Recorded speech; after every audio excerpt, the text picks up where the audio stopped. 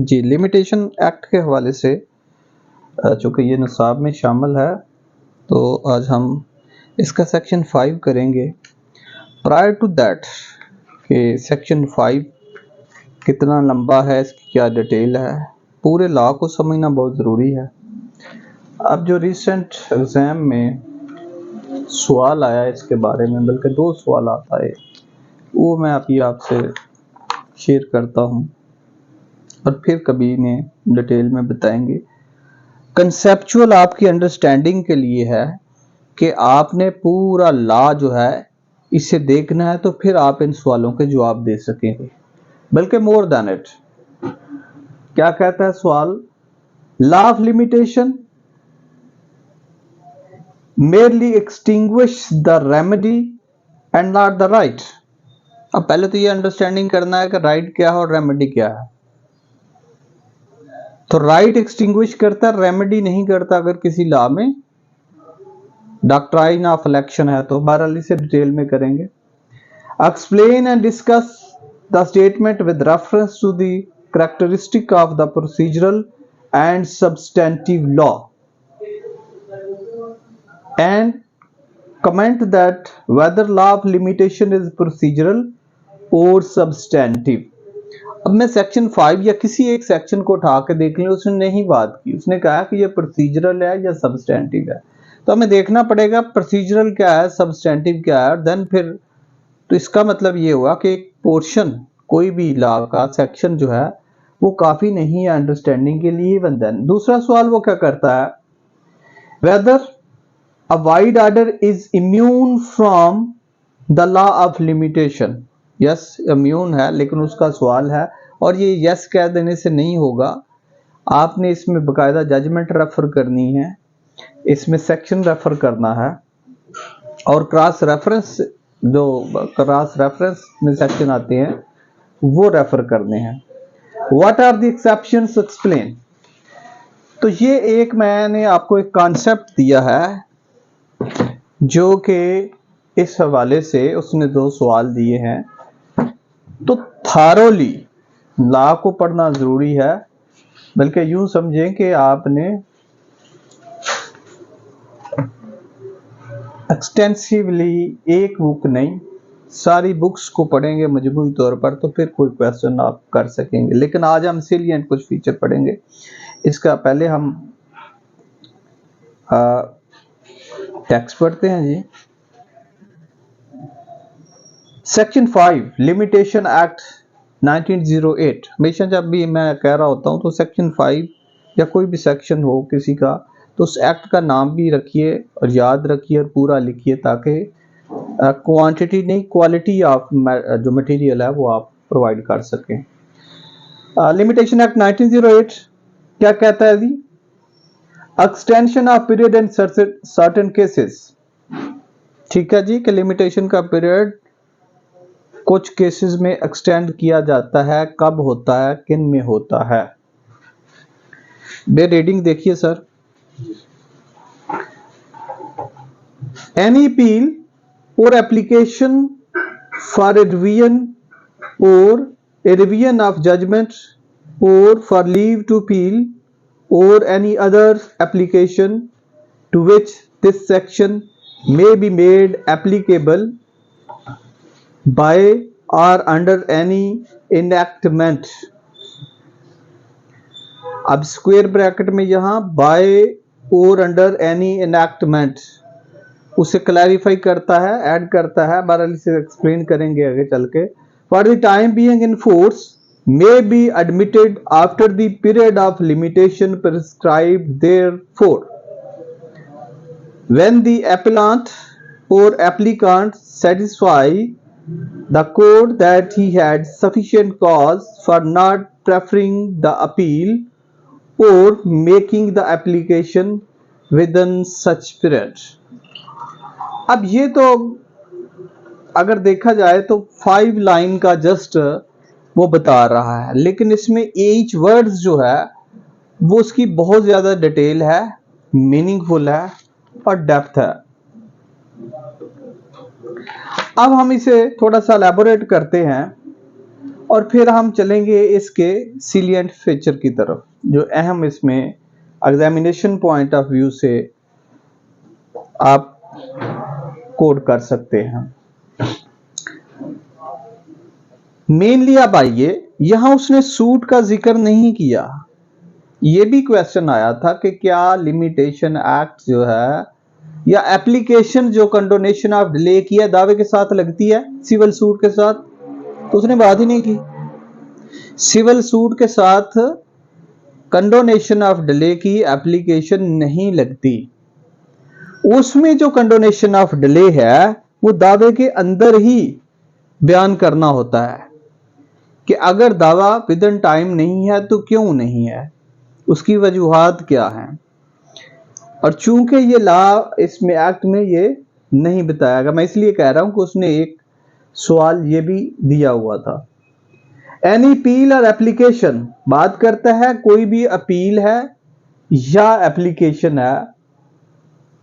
Application है for revision, किसके लिए रिवीजन, इसमें एप्लीकेशन रिव्यू की भी आ सकती है, रिवीजन की भी आ सकती है, कोई और मिसलिनियस एप्लीकेशन कंडोनेशन के हवाले से जो एप्लीकेशन आती है उसकी बात करता है।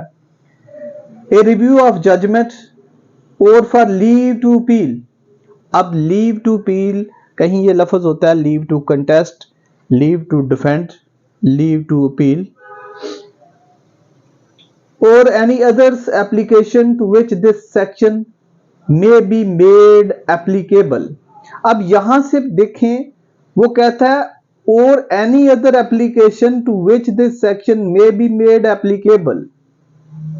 यहां से अगर हम देखें सेक्शन को गौर से, तो वो कहता है कोई और भी एप्लीकेशन जिस पे ये एक्ट लागू है। अब इससे पता चलता है कि ये एक्ट जो है वो शायद सिलेक्टिवली एप्लीकेबल है, कुछ एप्लीकेशन पे लागू होता है, इसलिए कि वो कहता है कि यहां ये लागू है, वाइडर सेंस ये लागू होता है, प्रैक्टिकली अदरवाइज भी। लेकिन कुछ एक्सेप्शनल लॉ जो हैं, स्पेशल लॉ, लोकल लॉ, वो किसी भी एक्ट का, किसी भी एप्लीकेशन का एक्ट में उसका खुद टाइम पीरियड बताते हैं। वो 10 डे भी हो सकता है, 15 डे भी हो सकता है और मोर देन इट भी हो सकता है। अब उस पे वो कहता है कि ये इस तरह इसकी एप्लीकेबिलिटी नहीं होगी, और या यहां वो एक्सक्लूड कर देते हैं कोई स्पेशल लॉ जो है। For the time being in force may be admitted after the period of limitation prescribed therefore. अब जो लिमिटेशन का पीरियड वो उसमें अगेन 1 माह का है, 2 माह का है, 90 डे का है, डिपेंड्स कि कौन सा केस है, वेरी करता है, अपील है, रिवीजन है और कौन से फोरम की है। तो उसके बाद करता है कि उसके बाद भी एडमिट हो सकती है।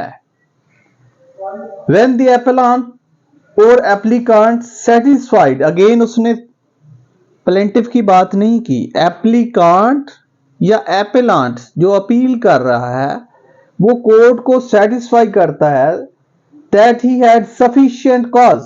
अब सफिशिएंट कॉज को ही इलैबोरेट करते हुए मोर देन 1000 जजमेंट हैं कि सफिशिएंट कॉज क्या है और कौन सी सफिशिएंट कॉज नहीं है।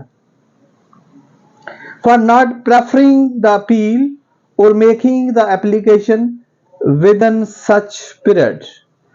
अब अगर सफिशिएंट कॉज बताई गई है और ईच डे एक्सप्लेन किया गया है कि इस वजह से या इन वजूहात की बुनियाद पे ये application, appeal, review, revision with in time नहीं है, तो उस पे पूरा उसे ईच डे एक्सप्लेन करना है और फिर सफिशिएंट कॉज है, कोजेंट रीजन है। अब अगर एग्जामिनेशन पॉइंट ऑफ व्यू से देखते हैं तो चंद एक इसके अहम जो पॉइंट हैं वो हम देखते हैं।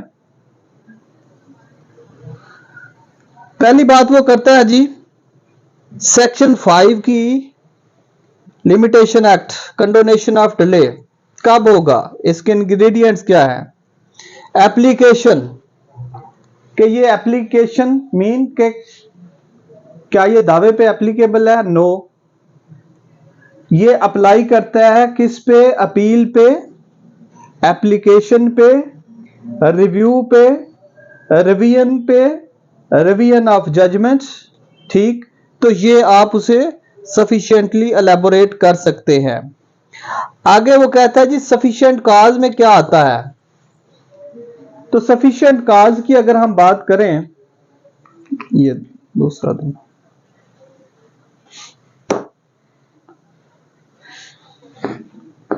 अब ये एप्लीकेशन में या उस पिटीशन में, अपील में, उसकी बॉडी ऑफ अपील में ये एक्सप्लेन होना चाहिए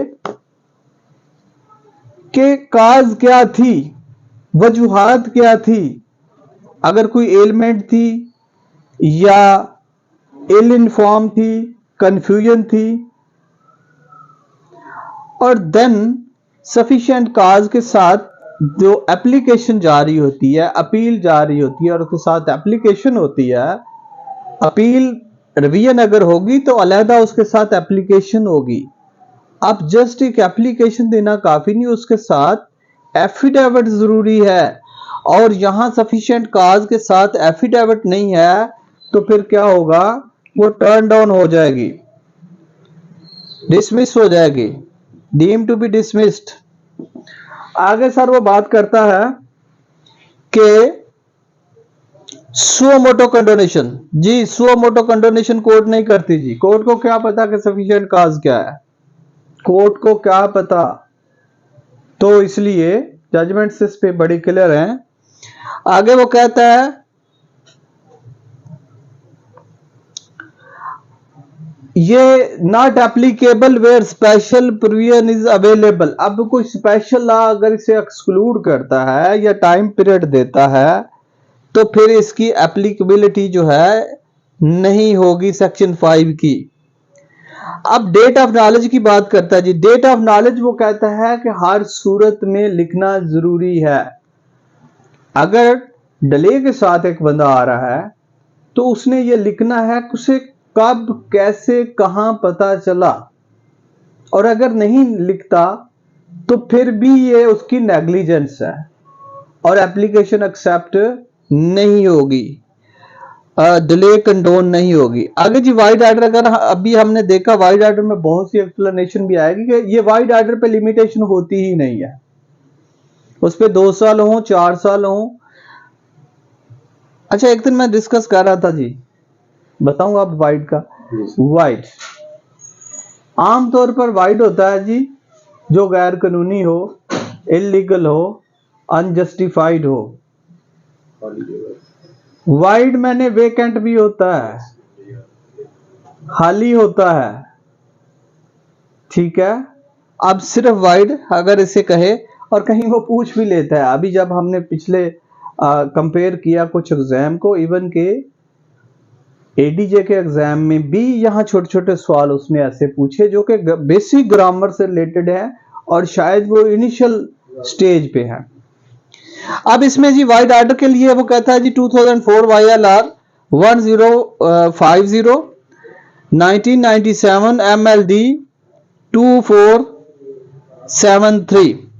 तो ये वाइड ऑर्डर पे अगर आए तो इसको एक्सप्लेन करके आप फर्दर बता सकते हैं कि वाइड ऑर्डर पे लिमिटेशन जो है वो लागू नहीं होती, बिकॉज के वो नॉन एग्जिस्ट होता ही नहीं है। आगे जी एफिडेविट की बात करते हैं जी। एफिडेविट एप्लीकेशन जो है ये अकम्पनीड विद एफिडेविट। आगे यहां नजर आ रहा है। अच्छा जी आगे वो बात करता है not applicable in suit. Affidavit की हमने बात की, फिर वो कहता है कि ये सूट पे सेक्शन 5 जो है वो लागू नहीं होता। ये भी है जी limitation, mix question law and facts. अगर कुछ आता है कि लिमिटेशन बार है समटाइम, तो इस पे कोर्ट जो है वो इशू भी फ्रेम कर सकती, सोलली सिर्फ इस बात पे इशू भी फ्रेम कर सकती है, शहादत भी बिला से कन्वीन कर सकती है। आगे शॉर्टली हम बताते हैं जी, थोड़ी सी हमने रीजन यहां लिखी है कि जो कंडोनेशन कंडोन करने के लिए क्या क्या ऐसी वजूहात हैं कि जिससे लिमिटेशन कंडोन हो सकती है। पहले नंबर पर रॉन्ग फोरम को अप्रोच करना। रॉन्ग फोरम, इसमें अगर हम देखेंगे तो रॉन्ग फोरम का अबिड एक्ट ही ये कहता है, इसका सेक्शन कौन सा है सर, याद होगा 14, सेक्शन 14 लिमिटेशन एक्ट ये कहता है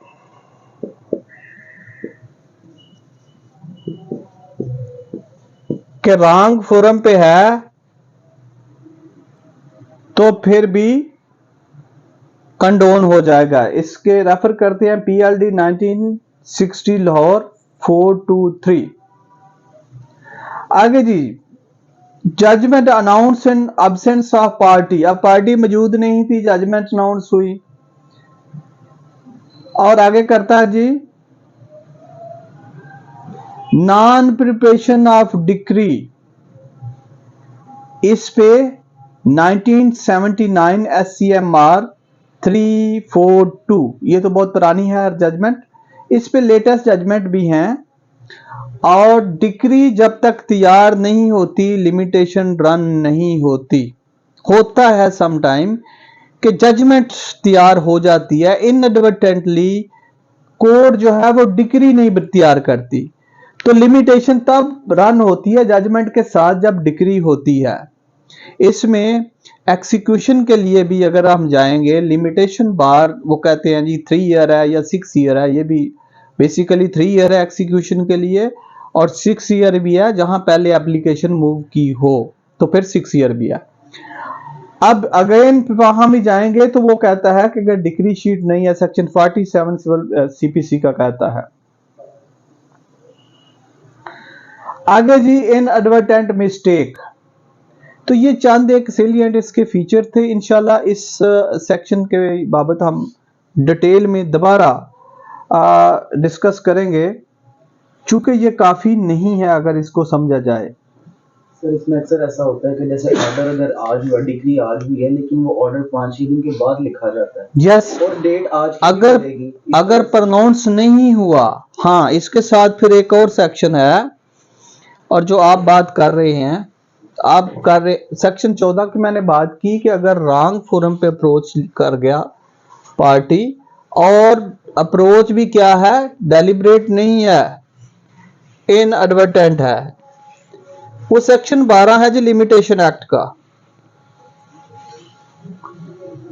जजमेंट अनाउंस हो गई, सेक्शन 12 लिमिटेशन एक्ट का आपके क्वेश्चन के मुताबिक सेक्शन 12 क्या कहता है कि जब साइन होगी, ऑर्डर है, जजमेंट है और डिक्री है। आमतौर पर कहा जाता है कि डिक्री जो है जजमेंट को फॉलो करती है, यानी कि आमतौर पर कॉन्सेप्ट ये है कि हर जजमेंट के साथ डिक्री होती है, ऐसे नहीं है। मैं बताऊंगा आगे चल के कि कुछ केसेस में सिर्फ जजमेंट होती है, डिक्री नहीं होती। यहां मैं वैसे सिविल की बात नहीं कर रहा। और एनी क्वेश्चन इसके बाबत? अगेन यहां क्रॉस रेफरेंस में आप ये कह सकते हैं, इसी ही कोड के मुताबिक के सेक्शन 12 है, यहाँ के वो signing of judgment and decree की बात करता है।